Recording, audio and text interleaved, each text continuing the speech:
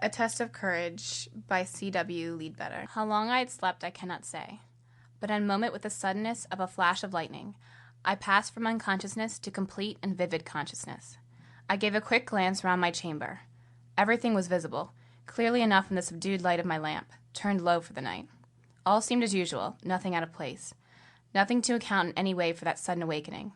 But the next moment there thrilled through my soul the well-known voice of that teacher whom I revere and love above all else in the world.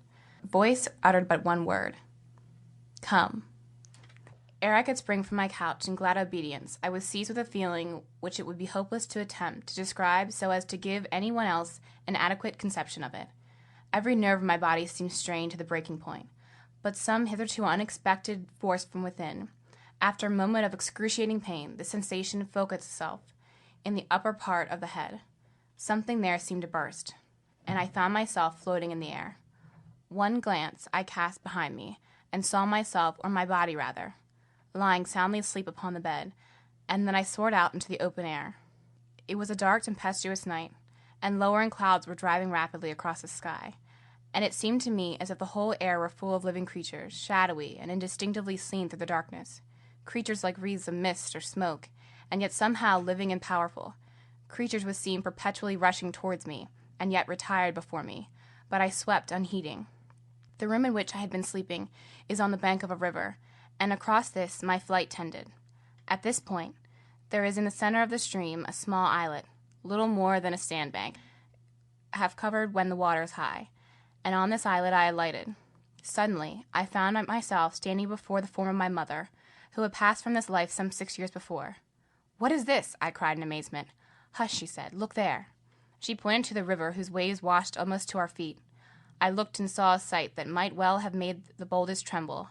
Approaching us, along the river, was a vast army of enormous creatures, such as a man's wildest imagination could never conceive.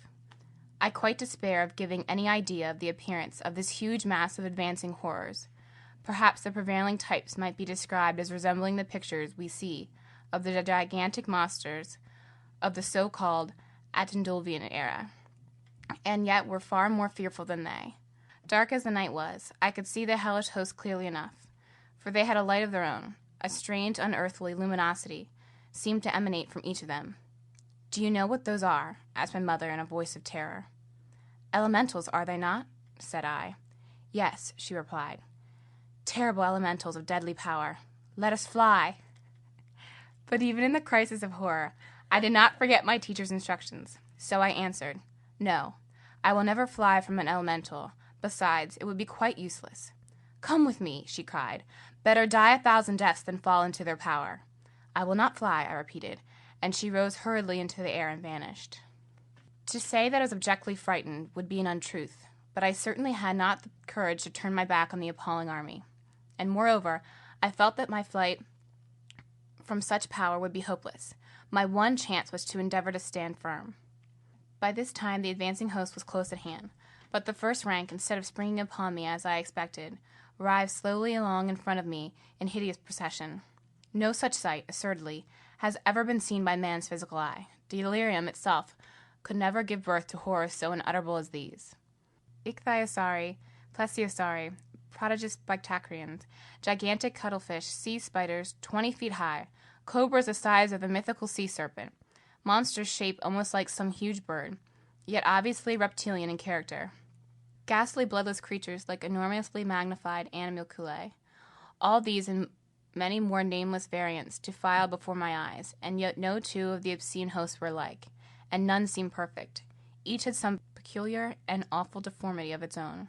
But through all these diversities of form, each more inconceivably loathsome than the last, there ran a still more frightful likeness, and I soon realized that this likeness was all in their eyes.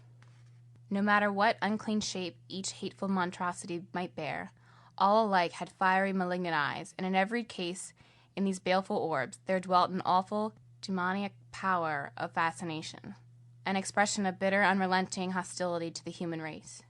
Each noisome abomination, as it writhed slowly past, fixed its fearful eyes on mine, and seemed to be exerting some formidable power against me. How my reason retained its throne under these terrible conditions, I shall never know.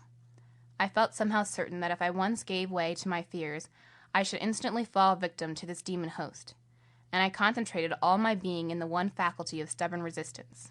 How long that terrific procession took to pass me I know not, but last of the lowly legion came a something which wore partly the semblance of a three-headed snake, though immeasurably greater than any earthly Ophidian, and yet, oh horror, in its head and its eyes seemed somehow human, or rather diabolical. And this dreadful mishappen, things, instead of gliding slowly past as the others had done, turned aside, and with raised crest and open mouths made straight at me. On it came, its blazing eyes fixed on mine, and blood-red slime or foam dropping from its enormous, wide-open jaws, while I summoned up all my willpower for one last stupendous effort. But that I clenched my hands and set my teeth hard, I moved no muscle, although the pestilent effluvium of its burning breath came full in my face, although in its onward rush it splashed the water over my feet, and even dropped its loathsome slime upon them, for I felt that life, and more than life, depending upon the strength of my will. How long the tremendous strain lasted, I cannot say, but just as it seemed that I could hold out no longer, I felt the resistance weaken. The fire died out of the fiendish eyes that were held so close to mine, and with a horrible roar of baffled rage, the unclean monster fell back into the water. The whole troop had vanished, and I was alone in the dark night at first. But before the revulsion of feeling had time to set in, clear and sweet above my head rang the well-known straw bell, and I felt myself rising and moving swiftly through the air.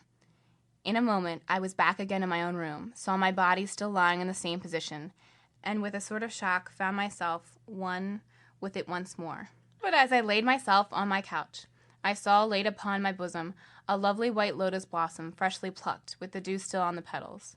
With heart throbbing with delight, I turned towards the light to examine it more closely, when a puff of cold air drew my attention to the fact that my feet were wet, and looking down at them, I was horror-stricken to see they were covered with splashes of vicious red liquid. Instantly, I rushed out to the bathroom and washed them again and again, finding it very difficult to get rid of the filthy, treacly fluid, and when at last I was satisfied, I went back to my room and sat down to admire my lotus blossom, marveling greatly. Now, before lying down again to sleep, I have thus written this account of what happened to me, lest tomorrow I shall fail to recollect any of the points clearly, though indeed there seems little fear of that, for they are burnt into my brain. Later, my wonderful story is not yet quite finished. After writing thus far, I lay down and slept, and was so weary that, contrary to my custom, I did not wake until after sunrise. The first object on which my eye fell was my lotus blossom in the cup of water in which I had placed it before writing, and by the clear light of day, I discerned some reddish stains at the foot of the sheet on which I had lain. Rising, I determined to plunge into the river and swim across, so as to view by the morning light the scene of this strange nocturnal adventure. There lay the islet, there were the low, level banks, just as I had seen them then, and yet by the clear morning sunshine, it was difficult to put upon this stage the ghastly dramatis personae that occupied it that night. I swam out to the sandbank, for it seemed to me that I could identify the very spot where I stood during the terrible trial. Yes, here surely it must be, and powers above us. What is this? Here are footprints in the sand, 2 deep footprints, side by side, made evidently by one who stood long and firmly in one position. No others leading up to them, either from the water or from the other side of the islet, only just these 2 footprints. My footprints undoubtedly, for I tried them, and they fit exactly. And once more, what is this? Here on the sand, close by the footprints, I find traces still left of the horrible vicious liquid, the foul red slime that fell from the jaws of the elemental dragon. I have thought over every possible hypothesis, and I cannot escape the conclusion that my experience is a real one. I did not walk in my sleep to make those footprints, for to reach the islet I must have swum some distance, and then not my feet alone, but my whole body and clothes must have been wet, and besides, that theory would hardly account for the slime and the lotus. But what of the female figure which I saw? I can only suppose it to have been a nature spirit who had either seized upon the shell of my departed relative, or from some reason had assumed her appearance. Now, immediately on my return from the swim, I have made this addition to my narrative. End of A Test of Courage by C.W. Leadbeater.